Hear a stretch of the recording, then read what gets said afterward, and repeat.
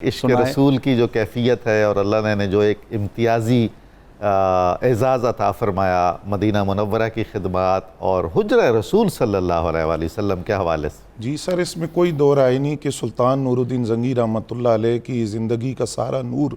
یہ بارگاہ مصطفیٰ صلی اللہ علیہ وسلم کی خیرات تھا، اور نبی علیہ السلام کی ذات کے ساتھ ان کی عشق محبت اور وارفتگی نے انہیں نبی علیہ السلام کی بارگاہ میں مقبول بنا دیا تھا۔ سبحان اللہ۔ اور ایک مرتبہ نہیں، کئی مرتبہ انہیں نبی علیہ السلام کی زیارت کا شرف کثرت سے حاصل درود ہوا۔ شریف جو پڑھتے تھے۔ جی بالکل، تو آپ کا یہ معمول تھا کہ آپ نماز عشاء کے بعد جو ہے کثرت سے نوافل بھی پڑھتے اور سینکڑوں مرتبہ درود شریف کا نظرانہ آقا کریم صلی اللہ علیہ وسلم کی بارگاہ میں پیش کرتے۔ فرماتے ہیں کہ 557 ہجری ہے، اور امام سمودی نے وفاء الوفا میں سے لکھا کہ 557 ہجری میں اسی طرح جب آپ نماز عشاء کے بعد آرام کرنے کے لیے بستر پر لیٹے تو خواب میں آپ کو 3 مرتبہ نبی علیہ السلام کی زیارت ہوئی، اور آقا کریم صلی اللہ علیہ وسلم نے فرمایا کہ زنگی یہ 2 آدمی ہیں جن کی شکل دکھائی گئی کہ یہ مجھے اذیت دے رہے ہیں۔ تو آپ نے اپنے نفس سے مخاطب ہو کر فرمایا کہ آقا کریم صلی اللہ علیہ وسلم تکلیف میں اور میں شام میں بیٹھا رہوں تو ایسا نہیں ہو سکتا، اور حضور بلائیں اور غلام حاضر نہ ہو۔ تو آپ نے اپنے قریبی 20 ساتھیوں کو لیا اور سواریوں کے اوپر طائف جو تھے۔ بشارت صاحب، حیران کن بات یہ ہے کہ محاذ جنگ چھوڑ کے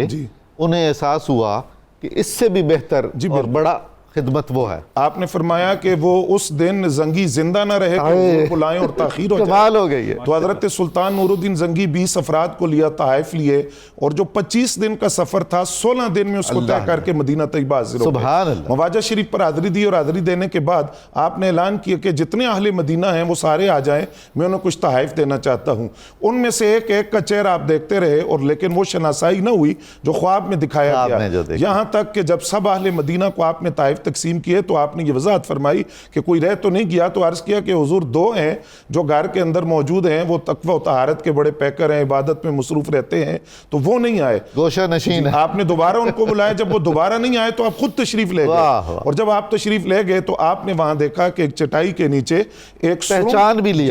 بھی لیا کیونکہ چہرہ دکھایا گیا تھا، تو پہچان بھی لیا، اور آپ نے پہچاننے کے بعد جب وہاں تلاشی لی تو وہاں ایک چٹائی کے نیچے کچھ زمین کو آپ نے محسوس کیا کہ اس کی کھدائی کی جا رہی ہے۔ وہ ایک سرنگ تھی جو ان کے گھر سے بارگاہ رسول صلی اللہ علیہ وسلم تک کھودنے کی کوشش کی جا رہی تھی۔ جب آپ نے ان سے پوچھا کہ تم کون ہو تو انہوں نے کہا ہم نصرانی ہیں، اور ہم اس مشن پر آئے تھے کہ نبی علیہ السلام کے وجود اطہر کو ان کی قبر انور سے نکال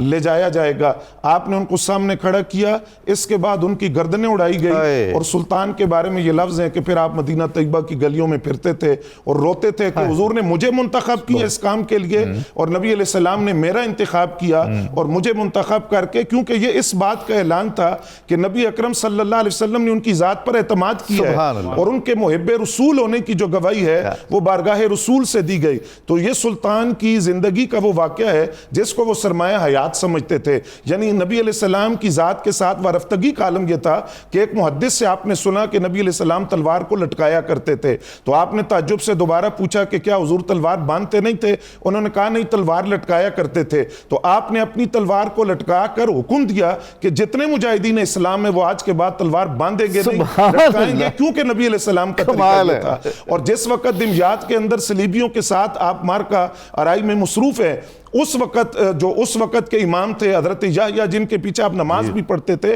انہوں نے خواب میں نبی علیہ السلام کو دیکھا، اور سرکار نے فرمایا نور الدین زنگی کو حکم دو کہ ان کو دمیاط کے جو صلیبی ہیں وہ وہاں سے چلے گئے ہیں۔ وہ جب نور الدین زنگی آئے اور حضرت یحییٰ فرماتے ہیں کہ میں بات کر نہیں پا رہا تھا کہ کیسے بات کروں، تو نور الدین زنگی نے کہا کہ آپ بیان کرتے ہیں یا میں بیان کروں؟ تو آپ نے پھر بیان کیا کہ نبی علیہ السلام کی زیارت ہوئی ہے، لیکن سرکار نے یہ فرمایا تھا کہ زنگی سے کہنا کہ حارم کا دن یاد کرو۔ وہ حارم کا دن کیا ہے؟ تو وہ فرماتے ہیں حارم کا دن یہ ہے کہ میں آقا کریم صلی اللہ علیہ وآلہ وسلم کی بارگاہ ناز میں نے اس دن ایک وسیلہ پیش کیا تھا، اور جس وقت صلیبیوں سے مارکہ آرائی تھی اور تعداد زیادہ تھی، تو اس وقت سجدے میں گر کر میں نے کہا تھا یا سیدی من محمود،